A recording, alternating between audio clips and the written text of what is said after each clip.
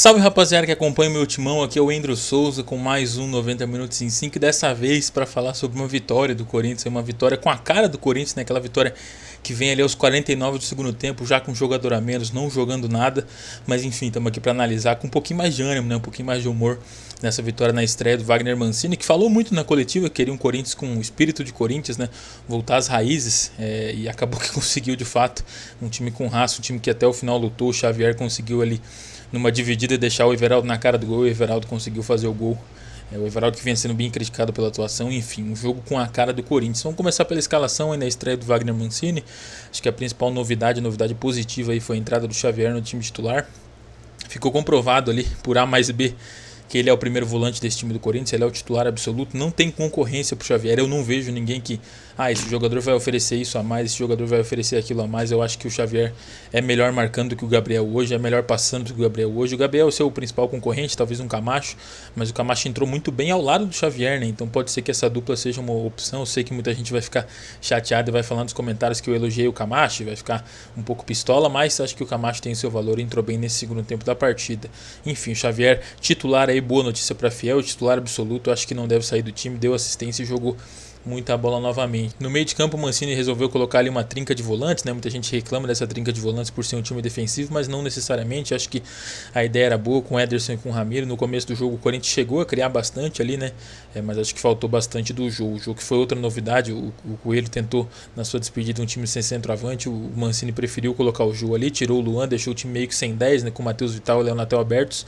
E o time chegava bastante, mas acho que faltou um pouco do Jô, né? Se você tem dois volantes de chegada como Ederson e Ramiro, tem dois pontas habilidosos, dois pontas que jogam com a bola, acho que o Jô era essencial para sair da área, pisar na bola, fazer o pivô, fazer a parede, segurar a bola e deixar que todos esses jogadores cheguem, mas ele não conseguiu fazer esse papel. O Jô tá muito pesado, de fato. O Jô, você vê ele em campo, te dá um pouco de agonia até, né? Pô, Jô, vamos, e ele não vai, ele não consegue ir, não sei o que acontece, mas fisicamente o Jô tá bem abaixo aí, não sei nem se é falta de ritmo de jogo, se é a parte física mesmo, a gente não tem como entender, mas acho que tá visível que ele não tá no mesmo ritmo que os outros jogadores, ele não consegue oferecer o que o Corinthians precisa, e acho que nesse primeiro tempo a ideia do Mancini foi bastante prejudicada pela falta desse pivô, né? Se você não tem um camisa 10, você precisa que o camisa 9 saia um pouquinho da área para trabalhar ali entre os dois pontos, saia um pouquinho da área para segurar a bola e deixar os volantes chegarem. Então acho que o Jô era peça fundamental nesse esquema do Mancini, ele acabou não participando muito bem da partida. Mas falando um pouquinho sobre o geral do Mancini, acho que o primeiro tempo é o que a gente tira um pouquinho de melhor, né? O segundo tempo do Corinthians foi bem ruim, voltou desatento, voltou tomando uma pressão do Atlético ali, e elogiar aqui a atuação do Walter, né? Fez uma baita de uma partida, sei que muita gente vai pedir como titular, mas é uma situação complicada, né? Eu mesmo não consigo opinar, eu acho que por futebol talvez merecesse a chance, mas entendo que o Cássio é um jogador regular, muita gente diz que ele está falando muito, mas acho que são poucos os jogos aí que o Cássio deixa o Corinthians na mão, e o Cássio é o Cássio, enfim, tem um tamanho enorme para o Corinthians.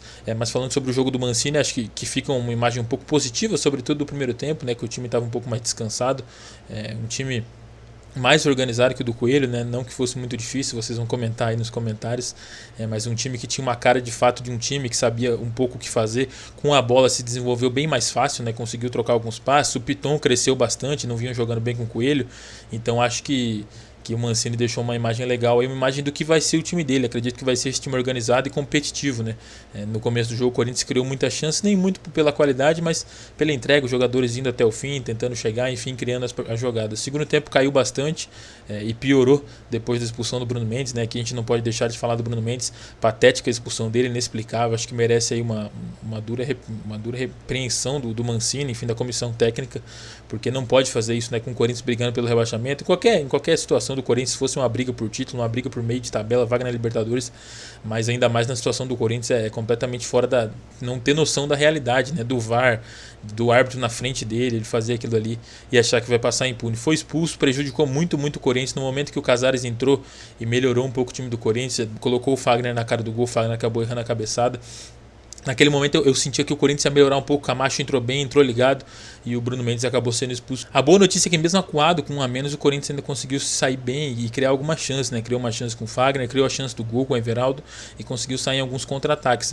Pensar que o Corinthians na semana passada com um a mais não conseguiu criar chances, ver um Corinthians com um a menos criando suas oportunidades, achando alguns espaços para contra-atacar, é uma boa notícia. Enfim, vamos aí dar tempo para o Mancini, acho que foi um começo legal para ele, um começo não só de melhora de futebol, que é o que ele precisa fazer, mas também de melhora de confiança, que ele bateu muito na tecla, e melhora de astral do Corinthians, né? Fazer segundo final, uma vitória com cara de Corinthians para levantar um pouquinho, e até a torcida, né? A torcida vi nas redes sociais aí, vibrou bastante.